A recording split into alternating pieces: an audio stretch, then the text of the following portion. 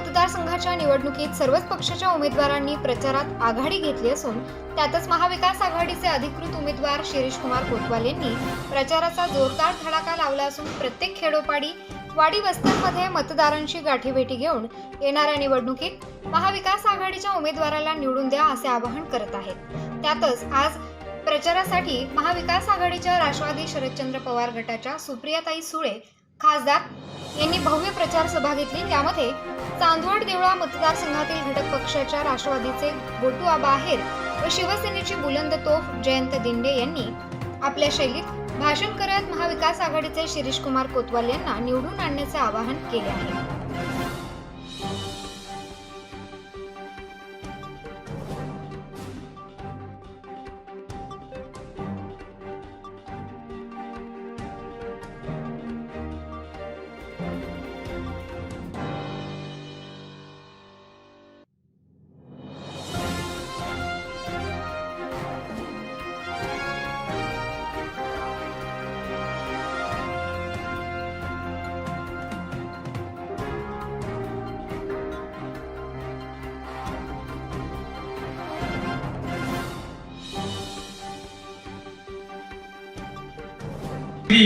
आणि आपल्या तालुक्यातली परिस्थिती बघितल्यानंतर मला आपल्या पुढे बोलावंसं वाटतं।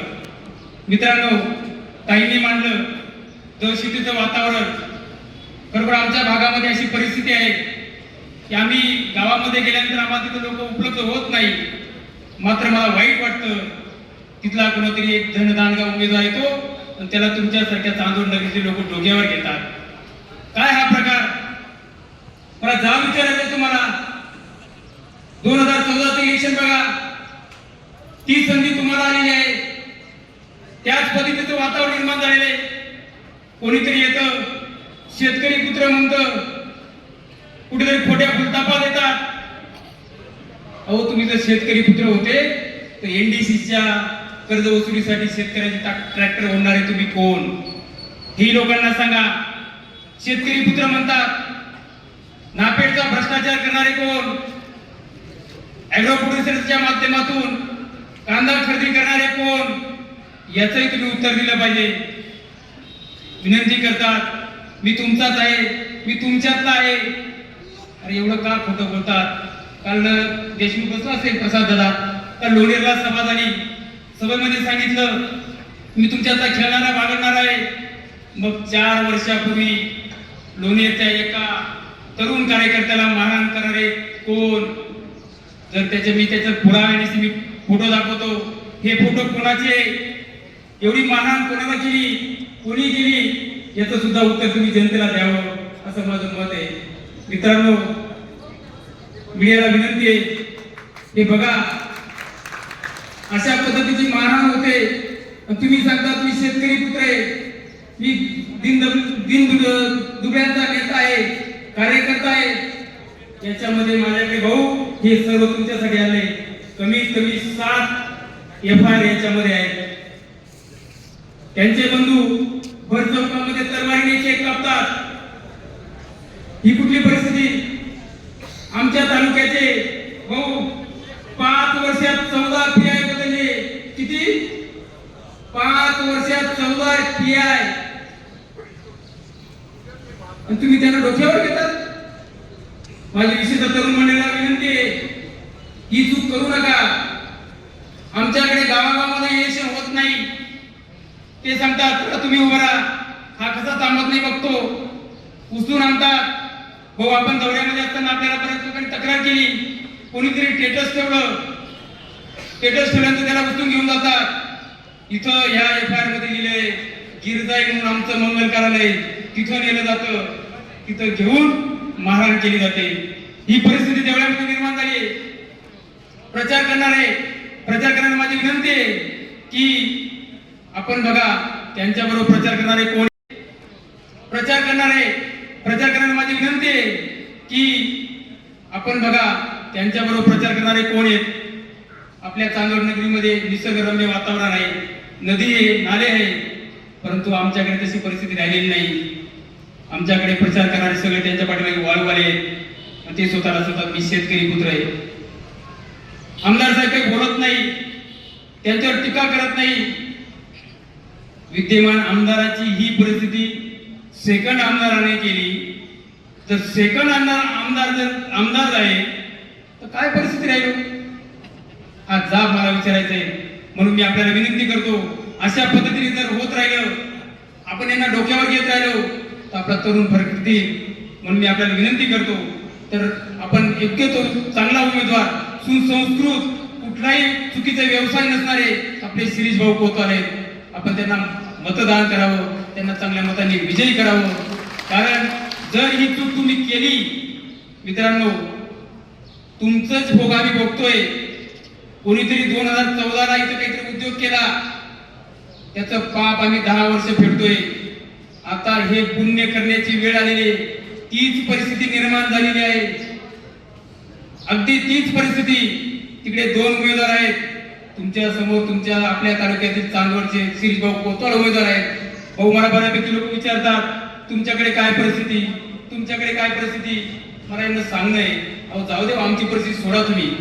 आम्ही भाऊंना जे मतदान करणार होतो किंवा केलेले आहे ते करणारच आहे. परंतु तुम्हाला जनाची नाही तर मनाची वाटू द्या. तुम्ही त्या उमेदवाराला डोक्यावर घेतात पार्ट्या करण्यासाठी. आज पार्टी करायला तरुणाला गोड वाटेल, भविष्यामध्ये तुमच्या नद्या राहणार नाही, तुमचे डोंगर राहणार नाही. वाळू मुरुमचे सगळे डोंगरांचे सगळे व्यवसाय यांचे तुम्ही लक्षात घ्या. या कागदामध्ये ज्या ज्या लोकांनी वाळूला विरोध केला त्या लोकांना मारहाण झालेली, त्या लोकांनी याच्यामध्ये FIR केलेली, मी माहितीच्या अधिकारात घेतलेली सगळी प्रत आहे. विचार करा, 7 गुन्हे, 35 वर्ष राजकारण केलं तुम्ही म्हणतात, 35 वर्ष देवळाची सेवा केली. या 7 गुन्ह्यांपैकी एकही राजकीय गुन्हा तुमच्यावर नाही, आंदोलनाचा गुन्हा नाही, एखाद्या शासकीय कार्यालयाला टाळा लावला त्याचा गुन्हा नाही. हे गुन्हे कसले? मित्रांनो, परत एकदा विचार करा. आम्ही भोगलो 10 वर्ष, परत भोगू नका. म्हणून चांगल्या पद्धतीने विचार करा आणि आपल्या चांगल्या माणसाला श्री कोतवाल साहेबांना येत्या 20 तारखेला पंजाब नेशनल समोर बटन दाबून विजयी करा. हे आव्हान करण्यासाठी मी खरं तर वेळ मागून घेतला. आमच्या परिस्थितीत विचार करू नका, तुमचं बघा. तुम्ही चांदवडमध्ये एक विचाराने आम्ही 10 पट हा जर पुढे जर घोडं गाडी नाही दाबली तर आम्ही पैसे घालून जाऊ. अरे काँग्रेसचं जळालं काय? रीस लागायला काँग्रेसचं जळालं काय? सगळ्या ठिकाणी ठिकाणी दे सगळं. परंतु आम्हाला बोलण्याच्या आधी जरा क्षणभर विचार करा. विरोधकांच्या चाली ओळखा. अहो, आमचं घर फुटलं, रक्ताचं पाणी करून वाढवलेली आमची शिवसेना फोडली. आमचे जन्म देणारे आई बापाला तर मानतो, परंतु ते तुम्ही मी रस्त्याने आल्यावर पाया पडता, जय महाराष्ट्र करता, झुकत सलाम करतात. ती प्रतिष्ठा मला माझ्या सामाजिक आईमध्ये शिवसेनेने दिलेली आहे. आणि या भारतीय जनता पार्टीच्या संस्काराच्या बगलबच्च्यांनी त्या माझ्या शिवसेनेच्या आईच्या दुधाची परतफेड तिच्या पदराला हात घालून केलाय. शिवसेना माफ करणार नाही. यांना धूळ चालल्याचं आम्ही दत्तूवाडी आणि गोकुळमध्ये बसले त्यांच्या वतीने मी सांगतो, जशी शिवसेना फोडली, महाराष्ट्राच्या मागे सह्याद्री सारखा उभा असलेले शरद पवार त्यांचा पक्ष फोडला. जिवंत असताना त्यांचं घर फोडलं. बहीण भावाच्या विरुद्ध ऐकलं ना तुम्ही, भाऊ बहिणीच्या विरुद्ध. इथपर्यंत परिस्थिती या भारतीय जनता पार्टी तिच्या बगलबच्च्यांनी आणली आहे. ते राष्ट्रवादीवाले फुटणार आहे का?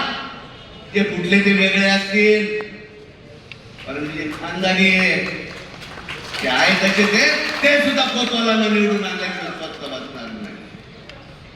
मराठीत म्हण आहे, जनावा सांग नाहीतर आव्हान. आमच्या बाळासाहेब ठाकरेंच्या शिवसेनेची कूच ही मर्दांची संघटना आहे. ती मर्दांना जन्म देते. गेले ते गेले. आमच्यासारखे सांग अजून जिवंत आहे. शिरीष कोतवालांना निवडून आणल्याचं आम्ही स्वतः बसणार नाही. काय बंधू आम्ही भगिनी आणि म्हणून बांधव मला ताईने सांगितलं, काही आल्यावर 1,500 रुपये घेऊन टिमक्या नाचवताय. बांधव आणि भगिनींनो, लोकशाही आघाडीकर पवार आणि ठाकरे साहेबांनी गांधी कुटुंबाच्या नेतृत्वाखाली या महाराष्ट्रामध्ये सरकार येईल. आपण ऍडव्हर्टाईज बघतो.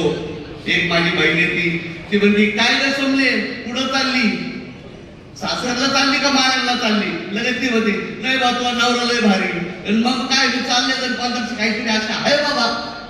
आणि मग तू काय करणार आहे सरकार पडलं तर? अरे सरकार पडलं नाही, सरकार पाडत 1500 ऐवजी आघाडी सरकार 3000 रुपये देईल. पाडत भारतीताई पाडा देतात का काय 1500? होतच हा सांगा. आहे तुमचा भाऊ इन्कम टॅक्स भरतो, काही टेन्शन नका घेऊ. सगळे वाईट कागदपत्र आहे, सगळे वाईट कागदपत्र आहे.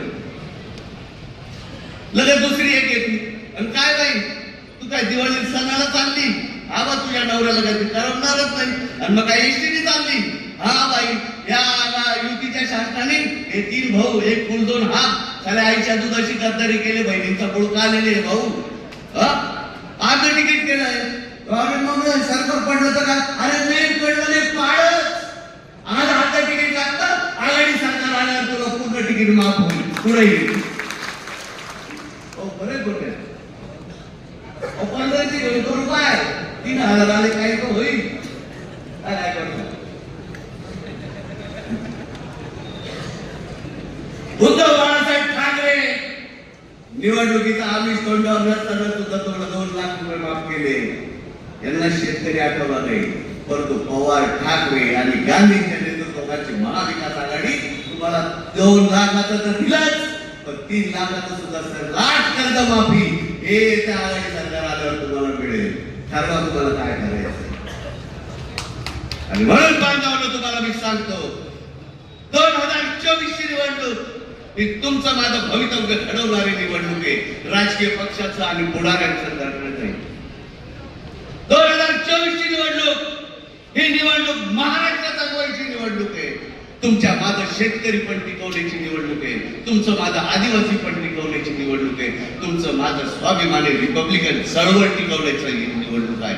आणि म्हणून बांधवांना मला खात्री आहे कुठल्याही बाजार गुंग्यांच्या व्यापारी फुल तापांना बळी न पडता तुम्ही हाताच्या पंजावरच निशाणीचा ठसा न मारता बटन दाबून, काळजीने बटन दाबून, पंजाच्या पुढे काळजीने बटन दाबून शिरीष कुमार वसंतराव कोतवाल यांना भरघोस मताने निवडून आणून महाराष्ट्र वाचवायचं पुण्य कार्य चांदवड विधानसभेचा आमदार निवडून परात अशी मी तुमच्याकडून अपेक्षा बाळगतो. नवे रेणुका माता तुम्हाला ती सद्बुद्धी देऊ अशी तिच्या त्यांनी साकडं घालतो आणि आपल्या रजा घेतो. जय हिंद, जय महाराष्ट्र. उत्तर महाराष्ट्र न्यूज नेटवर्कसाठी धनंजय पाटील, चांदवड.